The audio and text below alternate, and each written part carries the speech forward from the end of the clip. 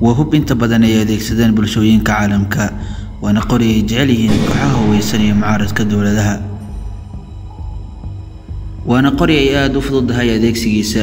wuxuuna hubkaani galaaftay nafaha kumanaan kun oo qofood oo dunida dacaladeeda ah qorigaani waxaa si rasmi ah u adeegsada ciidamada dawladda tiro badan waana qoriga ugu horeeya ay adeegsadaan kacdoonada caalamka jamaadaha mucaaradka sabab la xiriirida sahlanaanta adeegsiga ee qoriga iyo waxtarka weyn ee xilliga dagaalka iyo waxyeeladiisa baan uga geysan karo dagaaladaasi halka ciladiisu ay yartahay daawadayaal ku soo dhawaada muuqaalkeena maanta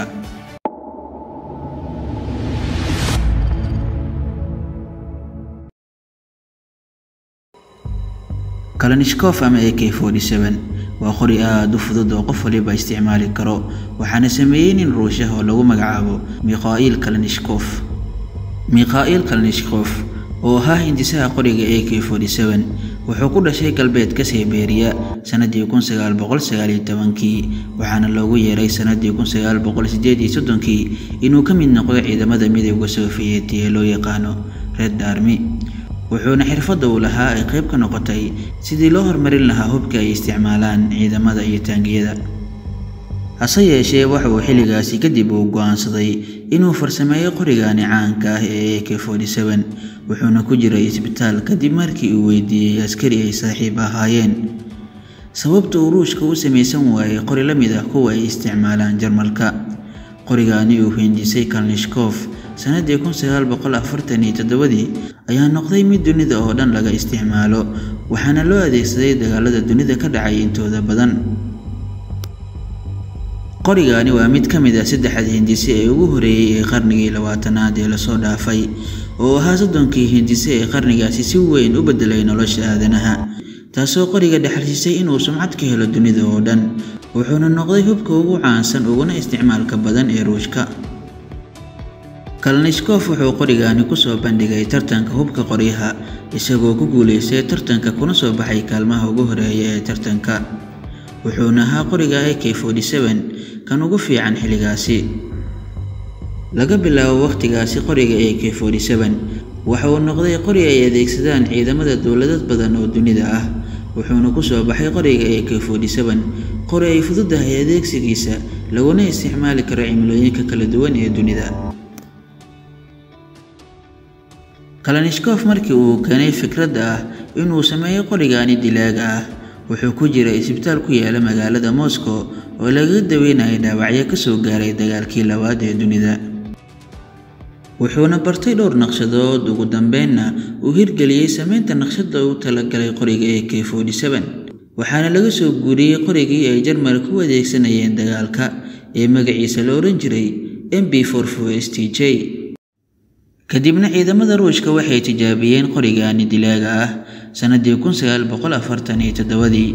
waxaana la soo saaray sanadii 1950 nuucyo aad u badan oo qorigaani ah waxaana lagu sameyn jiray warshada hubka ee magaceedu yahay Ish waxaana sanadii 1955 bilaaway adeegsiga qorigaani ciidamada Ruushka waxa kale oo warshada lagu sameeyay qorigaani sameystay dawlado badan oo dunida ah waxaa la casriyay sanadii 1959 qoriga AK-47 waxaana la sameeyay qori lagu magacaabo AKM wuxuuna qorigaani dheer yahay qoriga AK-47 miisaan fudud bartilmaameed dheer waxtar badan kana raqiisan qoriga AK-47 sababta keentay in qorigaani aad loo isticmaalo waa caanimadiisa iyo fudaadka helitaankiisa waxaana lagu iibsan karaa qiimo aad u jaban fududaanta isticmaalka iyo wax ku oolnimadiisa uu leeyahay marka loo adeegsanayo dagaalka waxaana jira qoryo badan oo u shaqeeya sida uu shaqeeyo qoriga AK-47 laakiin ay ku kala duwan yihiin dhanka miisaanka xabadda iyo bartilmaameedka waxaana ka mid ah qoryahaasi AKS AKM6B1 AKMS AK-74 AK-105 iyo kuwa kale badan wuxuuna qorigaani helay bilado badan oo ay ka mid ahaayeen The Order of Lenin iyo The Hero of Socialist Labor waxa uu geeriyooday ninkii hindisay qoriga AK-47 sanadii 2013 isaga oo diiday inta uu dhiman ka hor inuu aqbalo mas'uuliyadda dhimashada dad badan qorigaani uu isagu hindisay aawadeed, wuxuuna eedda dusha ka saaray qaab siyaasadeedka kale ee dalalka caalamka inay sabab u yihiin geerida uu sababo qorigaani. Kalashnikov ayaa sidoo kale yidhi, aad ayay ii dhibtaa markaan arko dad dambiilayaal ah oo ridaya qorigaan anigoo sameeyey sanadii 2008. daawada waad ku mahadsan tahay daawashada muuqaalkan. kulanti dambe oo xiiso leh.